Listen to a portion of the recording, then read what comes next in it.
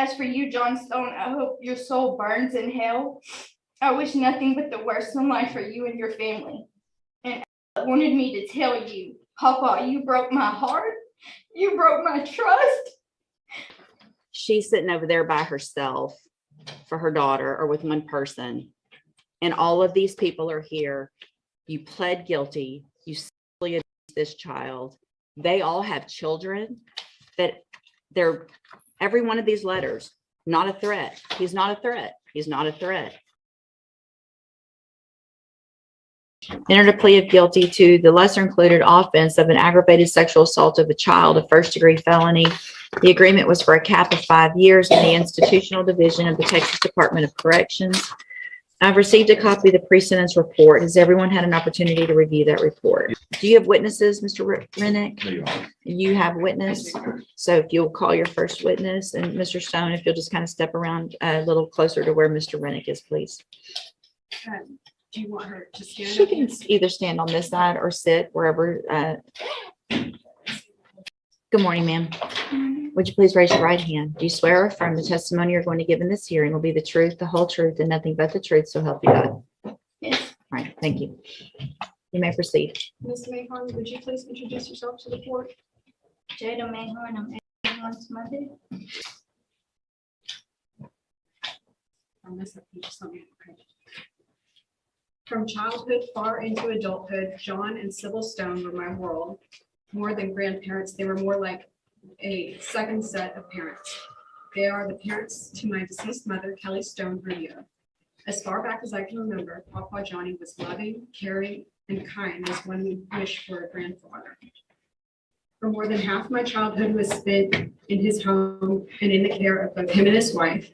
When my mother lost her fight with cancer when I was only 14 years old, it was a devastating loss to our family. After the loss of my mother, I came to live permanently with John and Sybil Stone. They fed me, clothed me, and did almost everything for me. A relationship built on love and trust was forged, a relationship I would never have imagined that could be broken. As I became an adult and had children of my own, they also grew to love and trust Johnny and Sybil Stone just as I had. We all spent plenty of time together as a family, and my children enjoyed going to their home just as I did as a child. It was easy to see that the relationship I had with my grandparents was being pursued onto my own children. Johnny and Sybil Stone were filling that hole in my heart and the place of where my mom should have been, keeping the promise my mother asked of them while on her deathbed. All seemed healthy and loving, so I thought. On October 23rd, 2020, my world of happiness, trust, and love was shattered into pieces. In a matter of seconds, as I witnessed with my own eyes, all of that trust and love had been taken away not only from myself, but my innocent 6-year-old child. Everyone present today knows of the horrific crime John Wayne Stone has committed and admitted to by pleading guilty to sexually assaulting a child. I will skip the details as they are triggering to me, so triggering in fact that the pain is unbearable.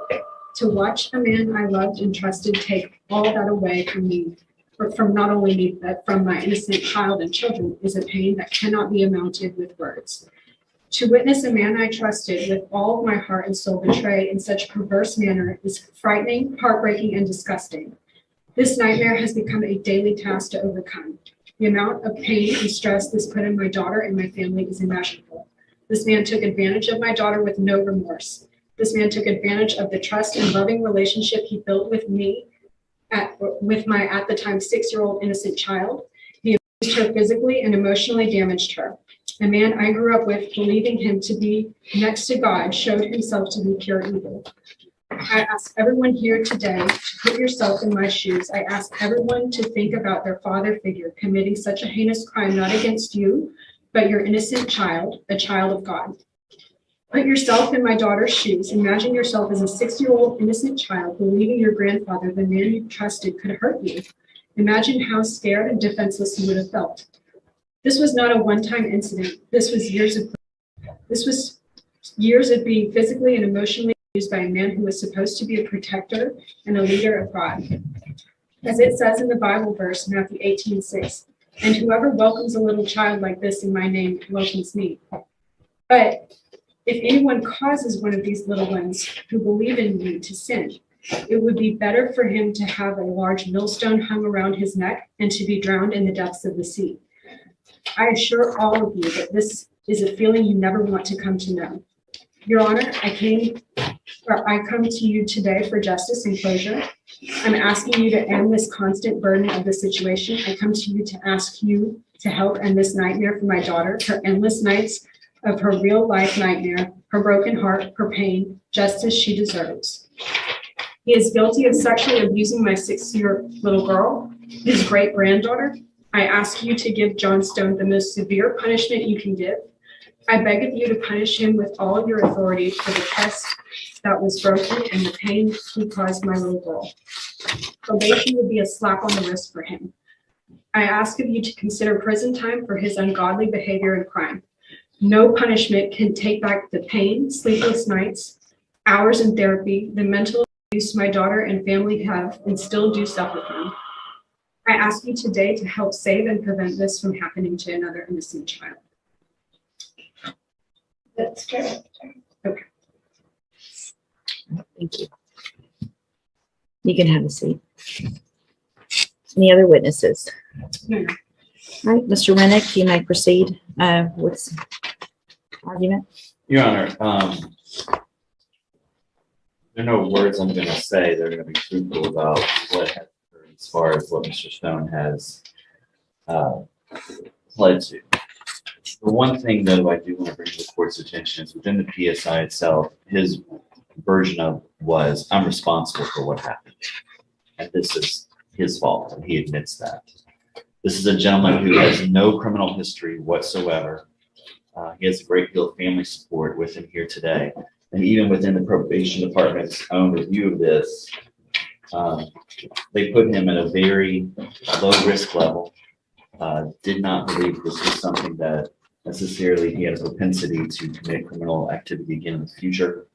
And on top of that, Judge, before this even occurred, when we look at this gentleman's history, he's worked for the Jefferson County Sheriff's Department. He's worked in the jail. He has worked in security. He has worked at one of the plants here. And his reputation before this happened was exemplary. The numerous letters of support that we supplied all say the same thing. That this is a gentleman who throughout his life was very effective member of this community that people had relied on, even to the degree where that very emotional letter that the prosecutor just read is an acknowledgement that he was a place of love and support for this person. What has happened, Your Honor, I believe, we're working with Mr. Stone this entire time. He's an anomaly, and he's never had this type of incident before. He's never been charged with a crime before. And every reflection from the community to the probation department shows that he is a very low risk level to be placed in probation. In addition to that, Judge, one of the issues that we have had to deal with throughout this case is his failing health. When this initially occurred, we had to file an emergency writ because he had to have a heart procedure. He's had a few heart procedures while this case has been pending. He even acknowledges that his health and his heart condition is very serious. So there's nothing that's going to happen that's going to change what occurred, but with this man's advanced age, with the fact that he has never had any type of criminal history in the past, the fact that he has been an effective member of this community, for this gentleman to go to prison could very much be a death sentence. And that is the concern. We also feel that he is warranted to be considered for probation and be placed in probation. He understands the fact that he's placed in probation. He will not be allowed to be around children. We've discussed this in some detail. He's willing to comply with any condition the court is willing to place in this situation. Thank you, Mr. Rennick. So if you file something on a Friday afternoon, it's probably in your best interest to also email the clerks or fax me. So because we get here Monday morning and don't have time to check all of that. Have you had an opportunity to review all of those things? I have. Some of my comments are related to those things. Then everybody needs to give me a minute. I have now reviewed the letters that were provided by Mr. Rennick. Ms. Lesniak, you may proceed. Thank you, Your Honor. The letters of support, in my opinion, are asking for Mr. Stone to get a pass for what he did.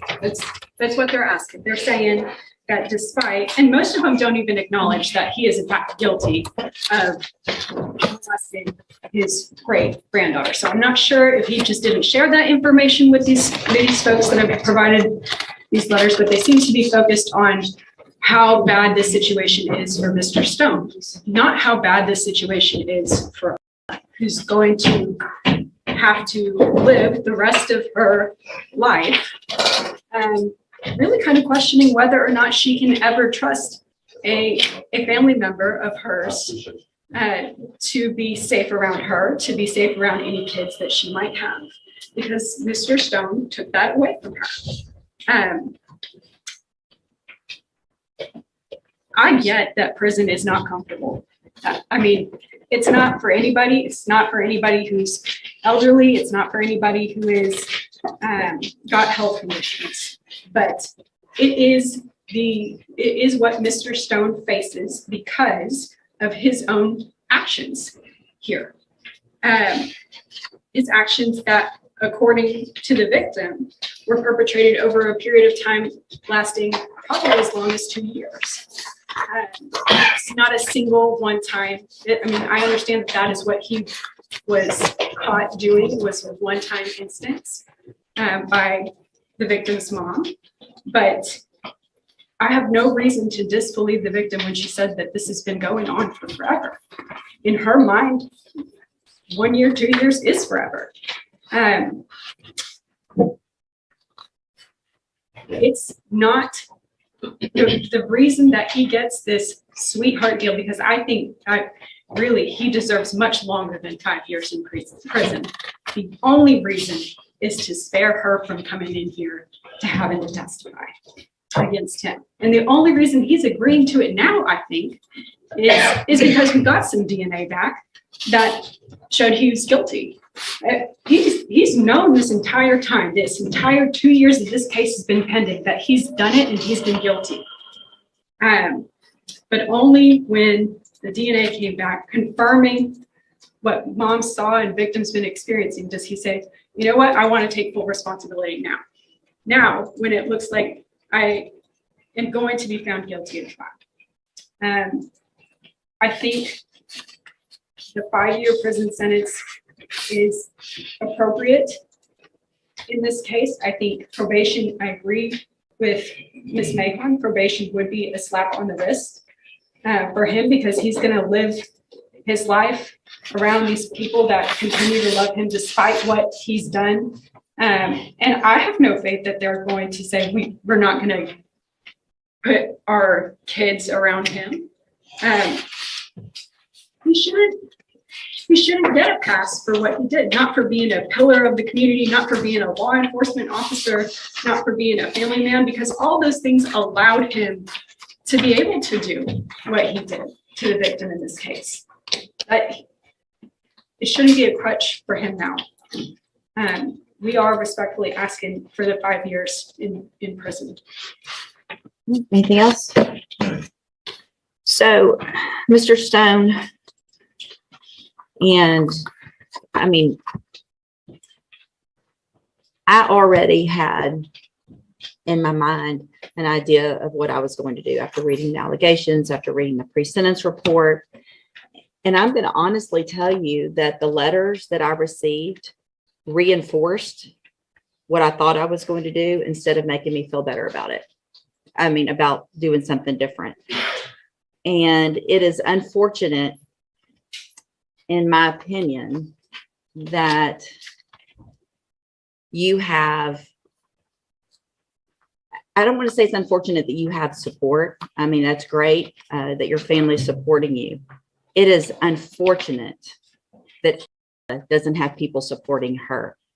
That is I'm a little bit just dumbfounded and I'm speechless, which I'm not usually, that she's sitting over there by herself for her daughter or with one person.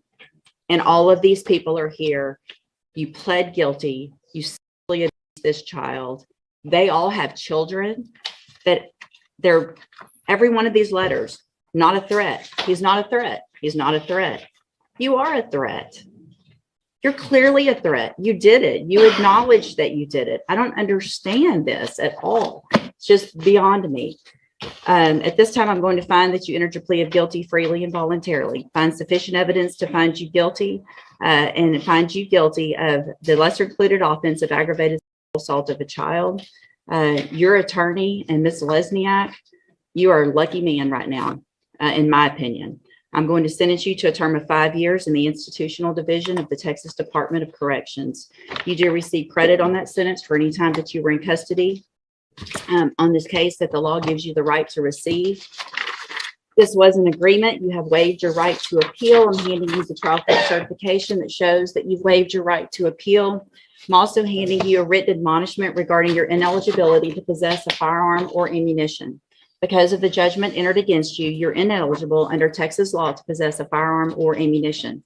Possession of a firearm or ammunition could lead to charges against you. Firearm is a legal term. You should read the written admonishment I provide you to see what devices qualify as a firearm. If you have questions about that, you can talk to your attorneys. It is also my understanding the offender registration form was already filled out, I believe.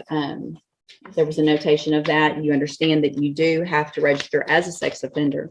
You can go back with the bailiff. Actually, Is there a Ms. victim Maycon- impact statement? Ms. Maycon has- If you'll just slide back around to Mr. Rennick, ma'am, you can come up. You can stand wherever you're comfortable. This is off the record. Go ahead, ma'am. John Stone, I would like to say to you that you are the worst kind of human. A sorry excuse for a man. What you did is unforgivable. No man of God does what you did. You are not a man. You're a demon and a parasite. No matter what your punishment was today that you received, when you breathe your last breath on earth, your real sentencing will begin. I pray God shows you no mercy. While you are still here on this earth, I hope every day you suffer. I hope you drown in your thoughts. I hope it keeps you up at night thinking about how your deceased daughter would have felt and what she would have done had she been here on this earth to witness what you have done and did to her daughter and her grandchild, whom she did not have the pleasure of meeting. To you and your family who stood behind you and called my 6-year-old daughter a liar, and for all the hateful words, for all that you all said about her and I, DNA does not lie. As for you, John Stone, I hope your soul burns in hell.